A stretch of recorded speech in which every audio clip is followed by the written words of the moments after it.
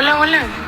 Bienvenidos a Embriología Viva, el podcast donde cada célula tiene voz y cada órgano una historia fascinante que contar. Hoy vamos a hablar del origen del sistema respiratorio, una de las maravillas más complejas y coordinadas del desarrollo humano. Los saluda Yasmín González junto con mi compañera Alejandra Aguayo.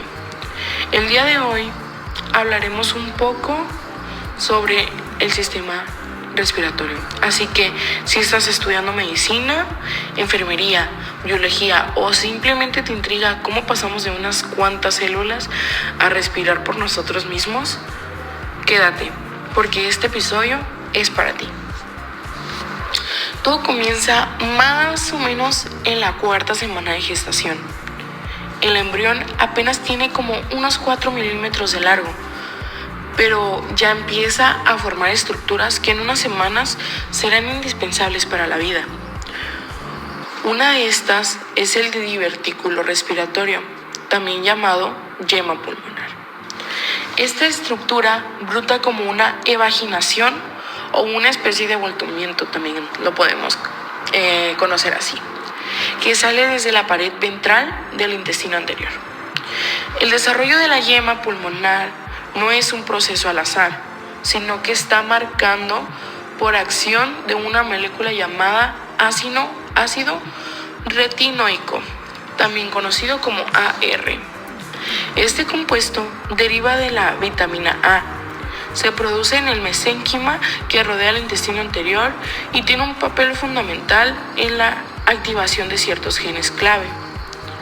Uno de estos genes es el TBX4, un factor de transcripción crucial. Este factor se expresa en el endodermo y la zona donde se origina la yema pulmonar y es responsable no solo de iniciar su formación, sino también de regular su crecimiento y diferenciación a lo largo de las siguientes semanas. Gracias a este proceso, el epitelio recubre el interior de la laringe, la tráquea, los bronquios y los pulmones. Proviene del endodermo, mientras que los componentes cartilaginosos, musculares y conectivos de estos órganos se desarrollan del mesénquima visceral o esplácnico. Al principio, la yema pulmonar está conectada directamente con el intestino anterior, pero no por mucho tiempo. A medida que avanza el desarrollo, dos crestas longitudinales llamadas crestas traqueosofágicas comienzan a elevarse y a separar a esta yema del intestino anterior. Con el tiempo, cuando estas crestas se fusionan, forman el tabique traqueosofágico, una estructura que divide el conducto en dos vías, una dorsal que se convertirá en el esófago y una ventral que dará origen a lo que conocemos como tráquea. El primordio respiratorio, sin embargo, sigue conectado con la laringe a través de un orificio llamado orificio laríngeo. Esta estructura es temporal, pero tiene un papel fundamental durante esta fase del desarrollo, como parte de la conexión entre el sistema respiratorio y la vía digestiva. Ahora bien, ¿qué pasa cuando este proceso no se desarrolla de manera correcta? Aquí es donde entramos en el territorio de las correlaciones clínicas. Cuando el tabique traqueosofágico no se forma correctamente, puede dar lugar a malformaciones como la atresia esofágica y las fístulas traqueosofágicas, conocidas como FTE. Esta condición ocurre aproximadamente 1 de cada 3.000 nacimientos y puede tener una variedad de presentaciones. La forma más común, que presenta alrededor del 90% de los casos, se caracteriza por un esófago superior que termina en un saco ciego, mientras que el esófago inferior se comunica con la tráquea mediante una fístula. Este tipo de malformaciones puede interferir en la capacidad de tragar, lo que significa que el alimento no llega al estómago, sino que puede ingresar al sistema respiratorio. Si no se detecta, corrige y rápidamente, puede provocar problemas graves como lo que es una neumonitis o neumonía debido a la aspiración del contenido gástrico. Existen otras variaciones menos frecuentes como la atresia esofágica aislada y la fístula tipo H, en la cual hay una conexión entre el esófago y la tráquea sin una atresia completa del esófago. Estas representan aproximadamente un 4% de los casos, mientras que las formas más raras, cada una representando entre el 1 y el 4% de los casos, incluyen malformaciones menos comunes. Además de ser una condición compleja en sí misma, la FTE a menudo se asocia en otros defectos congénitos. Hasta un 33% de los niños nacidos con fístula traqueoesofágica tienen malformaciones cardíacas. Y en muchos casos, estas malformaciones forman parte de lo que se conoce como el espectro Bachelors, anomalías vertebrales, atresia anal, defectos cardíacos, una fístula traqueoesofágica, una atresia esofágica, anomalías renales y defectos en extremidades. Una complicación adicional que puede presentarse durante el embarazo es el polidraminos, un exceso de líquido amniótico. Este ocurre porque en casos el feto no puede tragar correctamente el líquido amniótico, lo que provoca una acumulación. Durante el parto, el contenido gástrico puede ingresar a la tráquea a través de una fístula, lo que aumenta el riesgo neumonitis o neumonía neonatal. Ya hemos hablado sobre la formación y las malformaciones del sistema respiratorio, pero ahora es momento de conocer más sobre la laringe, una de las piezas clave en el desarrollo del sistema respiratorio. La laringe es una estructura que nos permite respirar, hablar y toser. También comienza su desarrollo en estas primeras semanas del embarazo. El revestimiento interno de la laringe proviene del endodermo, al igual que el resto del tracto respiratorio. Pero lo interesante es que los cartílagos y los músculos de la laringe tienen un origen diferente. Provienen del mesénquima de los arcos faringios cuarto y sexto. Al principio, el orificio laringio tiene la forma de una simple hendidura sagital. Sin embargo, conforme el mesénquima de los arcos faringios se desarrolla, este orificio cambia su forma hasta convertirse en una abertura en forma de T. Luego, los cartílagos derivados de este arco, los cartílagos tiroides, cricoides y aritenoides, comienzan a formarse, dando forma a la estructura característica de la laringe. Mientras esto ocurre, el epitelio laringio prolifera con rapidez y en un momento llega a ocluir temporalmente la luz de la laringe. En estas oclusiones no es permanente ni un error, sino que es un proceso normal en el desarrollo. A través de un proceso de vacuolización y de recanalización se forman los ventrículos laringios, espacios que se sitúan a ambos lados de la laringe y que con el tiempo se convertirán en los pliegues vocales, tanto falsos como verdaderos. Y aquí es donde entra un aspecto fascinante de lo que es la neuroanatomía. Todos los músculos laringios son inervados por el nervio vago, el 10º par craneal. El nervio laringio superior se encarga de los músculos derivados del cuarto arco, mientras que el nervio laringio recurrente inerva de los derivados del sexto. Este tipo de conexión y coordinación entre los músculos y los nervios es fundamental para el funcionamiento adecuado de la laringe y, por supuesto, para nuestra capacidad de hablar y respirar.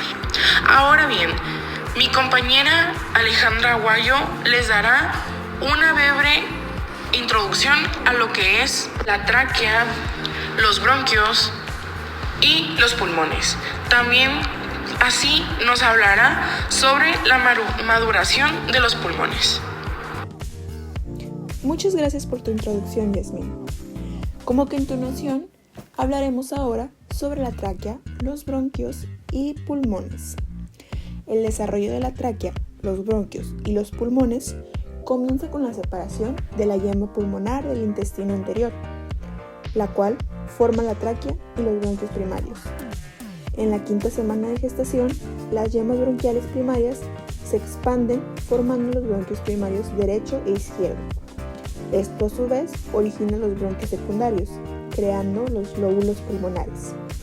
Al final del sexto mes se formarán alrededor de 17 generaciones de subdivisiones, lo que preparará los pulmones para su funcionalidad. En la vida postnatal se producen 6 divisiones adicionales al árbol bronquial, reguladas por la interacción epitelio-mesénquima, que incluyen la familia del factor de crecimiento de fibroblastos.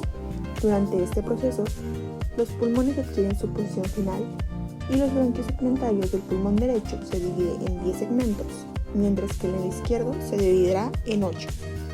Después de haber visto el tema de tráquea, bronquios y pulmones, hablaremos ahora sobre la maduración de los pulmones en sí. Hasta el séptimo mes de la gestación, los bronquiolos se siguen dividiendo, alcanzando una fase canicular donde los bronquiolos respiratorios se desarrollan y se dividen en conductos alveolares. Estos conductos terminan rodeados de células epiteliales planas en contacto con los capilares. Al final del séptimo mes, los sacos alveolares y los capilares maduros permiten un intercambio gaseoso suficiente para la supervivencia del neonato prematuro. Durante los últimos 2 meses de gestación y años posteriores, el número de alvéolos crece. Las células tipo 1 se adelgazan para permitir un contacto más cercano con los capilares, formando la barrera alveolo-capilar. Las células tipo 2, por otro lado, producen el factor surfactante, que facilita la respiración postnatal, y también este factor surfactante va a aumentar hacia el final de la gestación, lo que es fundamental para prevenir el colapso alveolar durante la aspiración. Este factor surfactante, además, es crucial para la supervivencia de los neonatos prematuros, ya que previene el colapso alveolar. En su ausencia, los recién nacidos pueden desarrollar síndrome de la dificultad respiratoria, una de las principales causas de muerte en prematuros. El tratamiento con surfactante artificial y el uso de glucocorticoides en madres en parto prematuro se utiliza para estimular la síntesis de surfactante y ha reducido significativamente la mortalidad por síndrome de dificultad respiratoria. Además de esto, también existen anomalías menos comunes en el árbol bronquial, como la agenesia pulmonar o los lóbulos pulmonares ectópicos, que suelen tener poca relevancia funcional, aunque pueden complicar ciertos procedimientos médicos. Los quistes pulmonares congénitos son más preocupantes, ya que pueden desencadenar infecciones crónicas y complicar el tratamiento debido a su drenaje deficiente. Después de abordar las yemas respiratorias, las correlaciones clínicas esofágicas y la formación de la laringe en la primera parte del podcast, en esta segunda parte nos enfocaremos más en el desarrollo y la maduración de los pulmones, así como en algunas correlaciones clínicas importantes relacionadas con la respiración en los neonatos. Empezaremos hablando sobre la fase canicular y la maduración pulmonar. Durante la fase canicular, que transcurre entre la semana 16 a la 26 de gestación, los bronquiolos se siguen dividiendo, dando origen a bronquiolos respiratorios y eventualmente a los conductos alveolares. Estos conductos culminan en los sacos alveolares primitivos, que son fundamentales para el intercambio gaseoso. Este proceso es crucial para la capacidad del neonato prematuro de sobrevivir en caso de un parto prematuro, ya que la maduración de los pulmones y estos alvéolos es esencial para la respiración efectiva. Por otro lado, durante el séptimo mes de gestación, los alvéolos comienzan a estar rodeados de células epiteliales tipo 1 o neumocitos tipo 1, que se adelgazan para permitir un contacto estrecho con los capilares. Este contacto forma la barrera alveolo-capilar, la cual es fundamental para el intercambio de oxígeno y dióxido de carbono. Además, Las células tipo 2 o neumocitos tipo 2 serán las encargadas de producir el factor surfactante, un líquido que reduce la tensión superficial dentro de los alvéolos y evita su colapso durante la expiración, facilitando así la respiración tras el nacimiento. La cantidad de surfactante aumenta considerablemente hacia las últimas semanas de gestación, lo que reduce el riesgo de complicaciones respiratorias en neonatos prematuros. Sabiendo esto, ¿qué tipo de anomalías pulmonares y del árbol bronquial pudiéramos presentar? Bueno, aunque las anomalías del pulmón y el árbol bronquial son relevantemente raras, existen variaciones que pueden afectar el funcionamiento normal del sistema respiratorio. Por ejemplo, la división anómala del árbol bronquial puede dar lugar a lóbulos pulmonares supernumerarios, lo cual generalmente no causa problemas graves, pero puede complicar procedimientos médicos como broncoscopía. Además, algunas malformaciones pueden implicar la presencia de lóbulos pulmonares ectópicos, lo que se desarrollan de manera independiente al sistema respiratorio, a partir de yemas respiratorias adicionales.